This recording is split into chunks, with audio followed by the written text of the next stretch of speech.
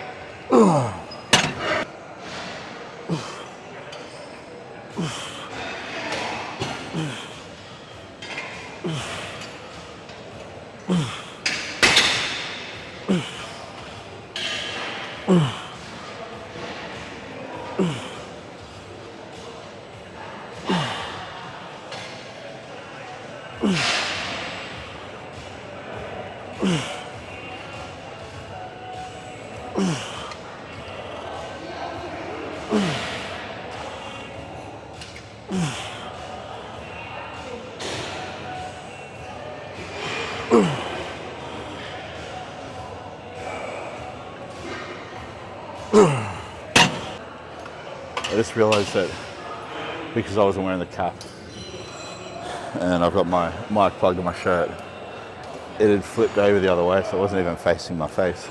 So I'm not sure if you heard anything that I said on the previous sets, but basically I've increased the frequency of my calf training just to basically get more volume in throughout the week without just doing a stupid number of sets on 2 sessions per week. So instead of doing like 2 sessions a week where I'm hitting, say, 6 to 8 sets per session, I'm just doing about 3 or 4 sets 4 times a week.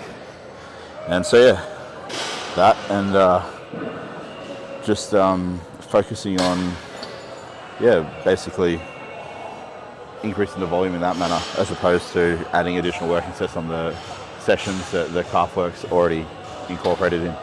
So Sundays I'll come in, I'll do some extra calf work, a little bit of side rear delt work too, because to be truthful, the delts recover stupidly fast. My shoulders can handle a shit ton of volume, more volume than I'd like to or than I can fit usually in 2 training sessions without making those sessions extremely long. So yeah, just doing that, and I am tracking it, so it's kind of like a 7-day split now. I'm not really having a rest day, I guess, but it's more of a rest day, active recovery day anyway. Like doing 3 small isolation movements isn't really considered a training day in my opinion. So yeah, I do some calves, I do some side raises and rear delt work, usually faithfuls. That's on my Sunday or my rest day. But yeah, so far so good. And I just stick to higher rep ranges because obviously the calves are predominantly red muscle fibers, and red muscle fibers being more slow twitch, they're not as inclined to grow. They've got a lower ceiling for growth, like a lower growth potential ceiling. So targeting them with more, I guess you could say, metabolic stress and just stupid volume is a better way to make them grow, as opposed to something that's more white muscle fiber dominant, where you'd probably be better off with like mechanical tension, using some more moderate rep ranges, that sort of thing.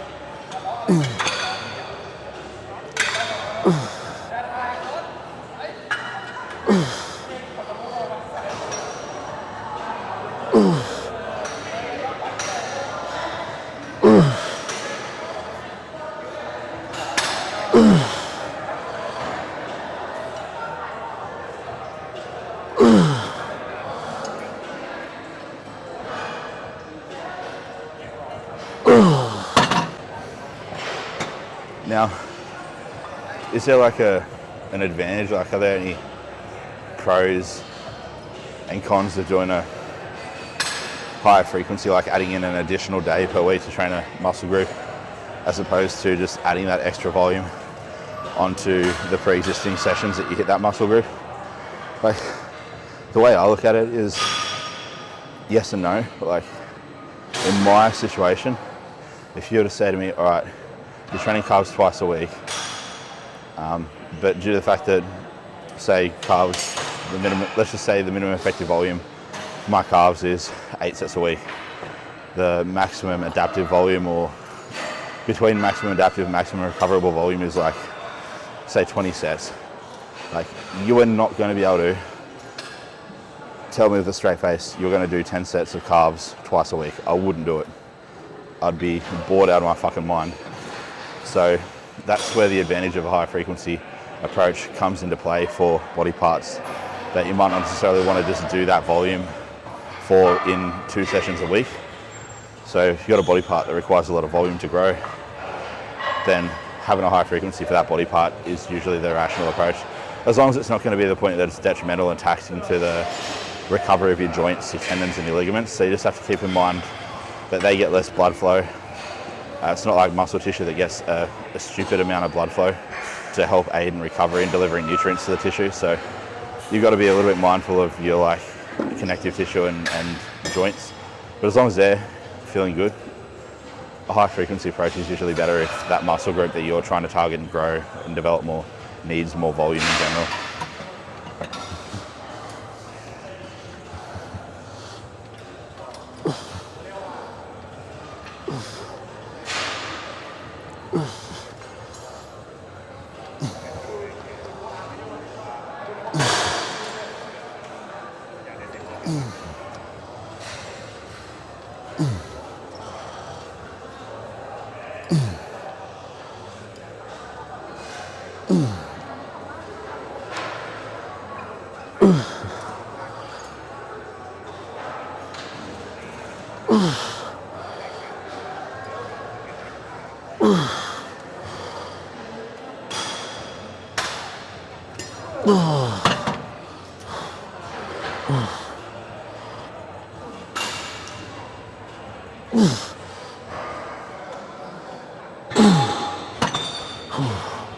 Two more.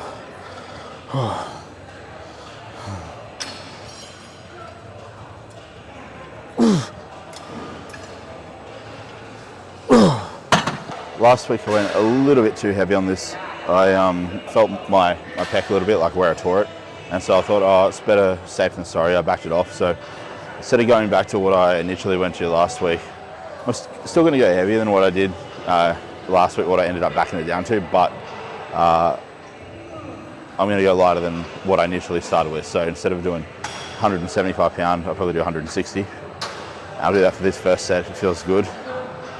Might try increase it if it just feels right the way it is. I'll just keep it at that weight for this week and just gradually, progressively build it over the coming weeks. Yeah, converging chest press, 3 sets.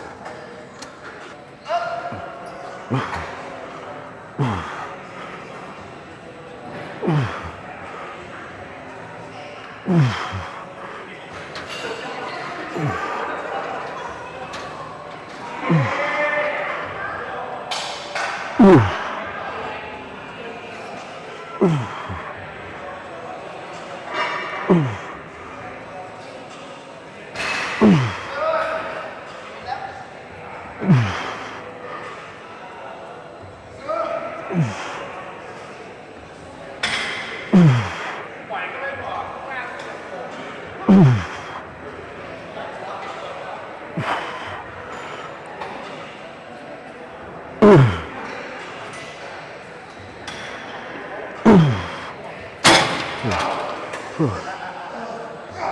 think I'll keep it at that weight for this week. Feels good through the majority of the range, but just that last bit, that end range, those last couple inches of depth, it feels pretty challenging. So yeah, the rest, another 2 sets.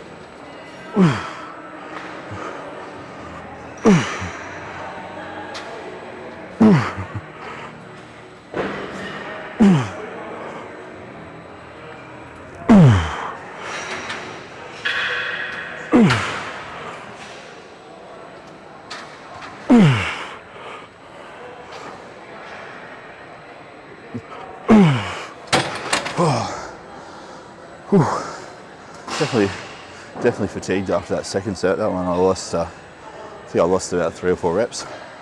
So yeah, gotta jack the seat right up. Short torso problems.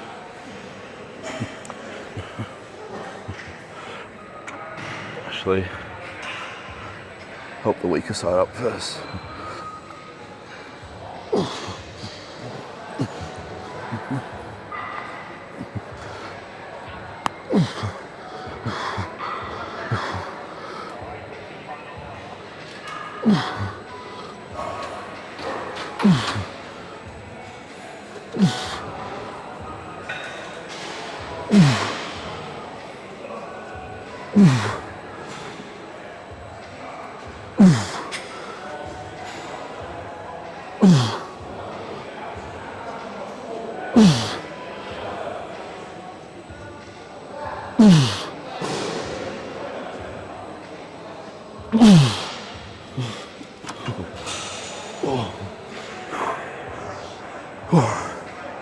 So with this pressing machine, the force curve is like really heavy at the bottom in the stretch, and it progressively gets lighter as you get towards the lockout. So it's a lot harder than it looks when you do go full range of motion. If you half rep the shit out of all your presses, you'll be able to load this thing up with like 3 or 4 plates to start, I think. But because how much it loads you in those first couple inches of the range of motion on the press, there's no way in hell you're ego lifting on this if you do full range of motion. But yeah, 2 more to go. Now I only matched the reps that I got on my first set of this last week at the same weight. I think that's largely due to the fact that I PB'd on the exercise beforehand. On that converging chest press machine, I went 15 pound heavier for the same reps or more reps per set than I did the previous week. So yeah, that's going to elicit some fatigue that's going to carry over into the rest of the session. There we go. Even if I match what I did last week on this exercise this week, you could almost consider it a bit of a PB or progress, because I'm executing the same number of reps at the same weight, but whilst carrying more fatigue. So yeah, set number 2. I put the seat up just a notch. Still felt like it was a little bit too low for my my structure. And now that I think about it, the handles were more neutral last week, so this might make it easier or harder.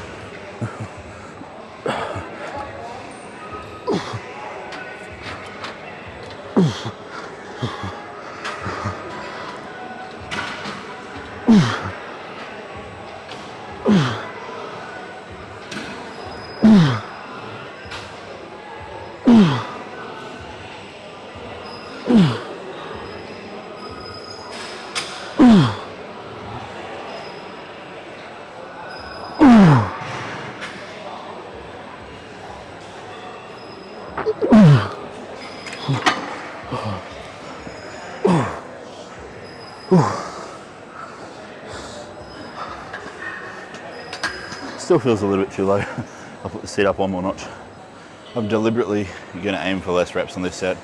We're not deliberately aim to do less, but just focus on maximizing the quality of the reps as much as possible, to the point that it's going to cause me to have a pretty big drop off in reps hit. But I just want to get good quality stimulus with a little bit less fatigue. So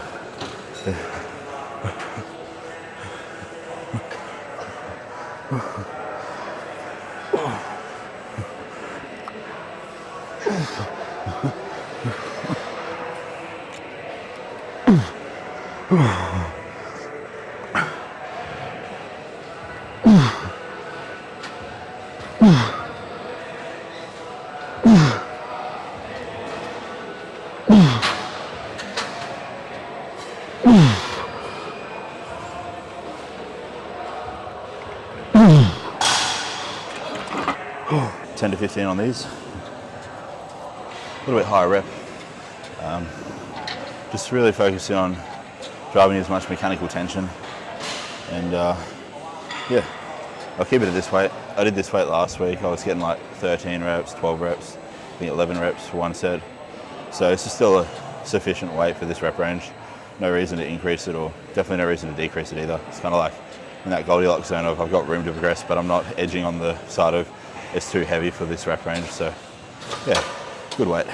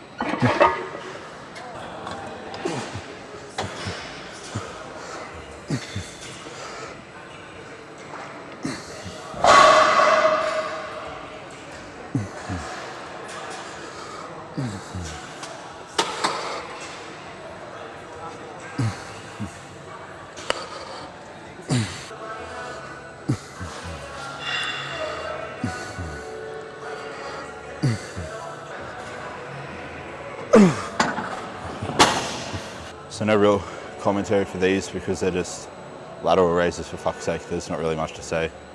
Just try not to use your traps too much.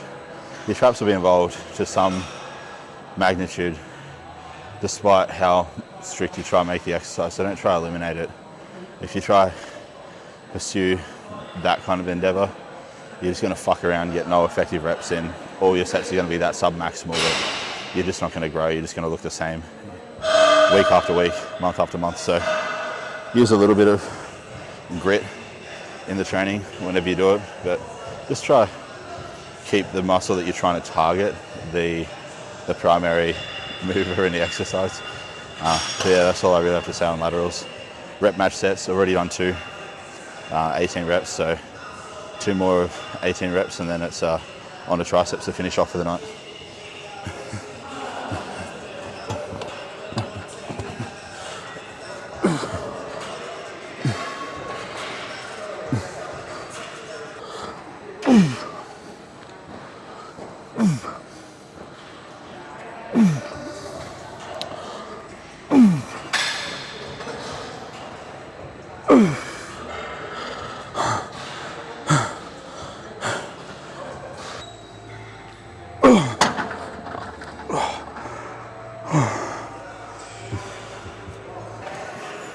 Triceps, the I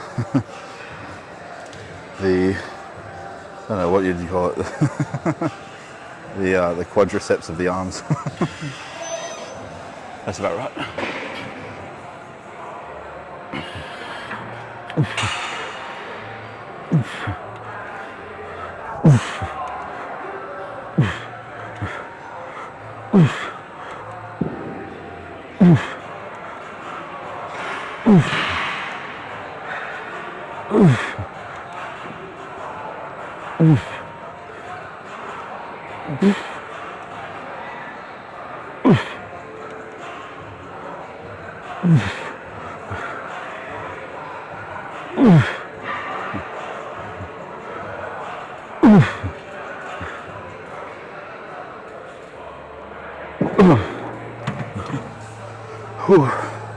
Felt a little bit easier this week.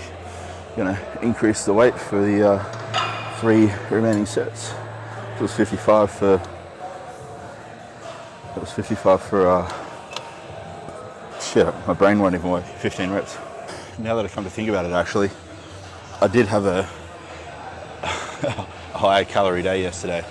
I hit all my my food for the day, which is about 5,500 calories, and then I also went out and had a off-plan meal with a partner at this. It's kind of like an American style diner here in Bangkok, and what was it called? Something Barbecue Roadhouse, I think, something like that. It was really good. I got a 300 gram ribeye with some potato, like it was like a jacket potato. It was a baked potato. I didn't have any sour cream or anything on it because that would have ruined my digestion.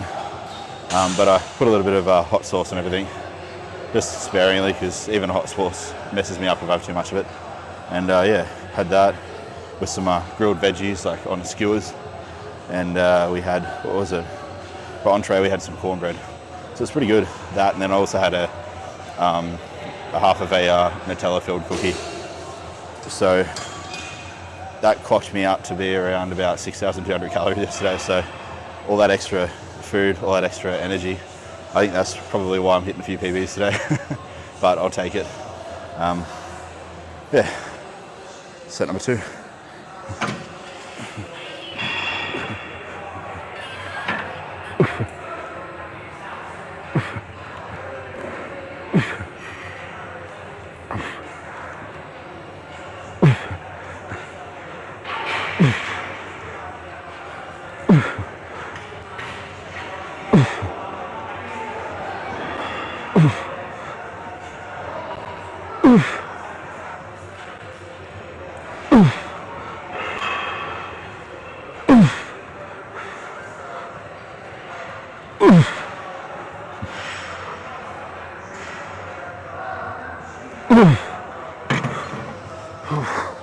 Probably could have grounded. Fuck, I can't speak. I probably could have grinded out. Is it grinded or ground? I could have gotten another rep, I think. I could have gotten a 15th rep, let's just say that. My brain's not working right now. All the blood is in my arms, not my head. Yeah, I got 14 on that. Probably could have gone for a 15th, but I'll leave it there for the next 2 sets.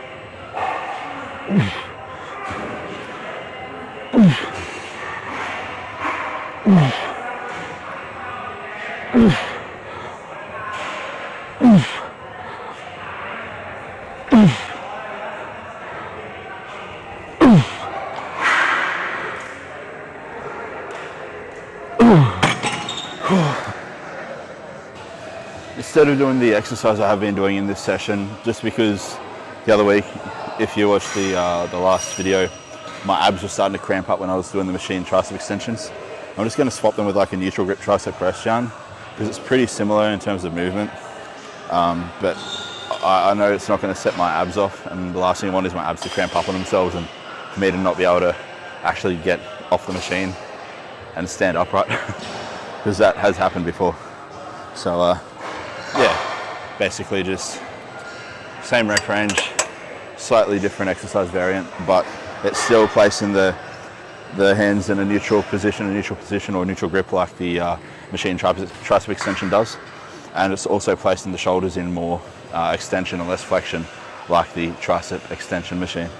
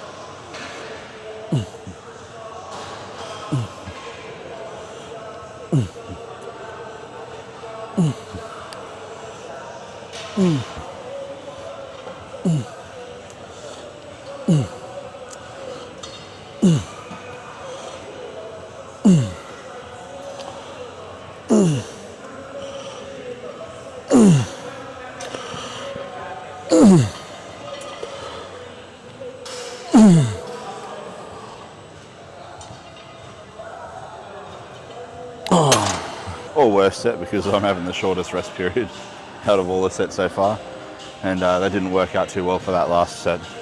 I only got 13 reps, but if you're going to train close to failure, aka if you're going to actually train hard, not like a little bitch, you're going to lose a rep or two off each set usually.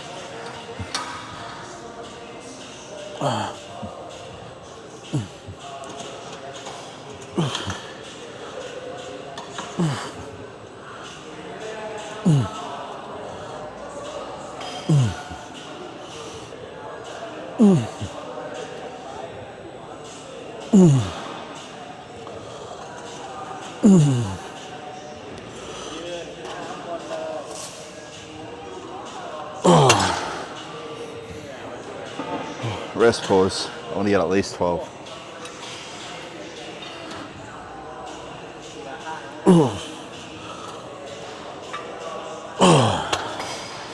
Do one more. One more. Wasn't quite locked out.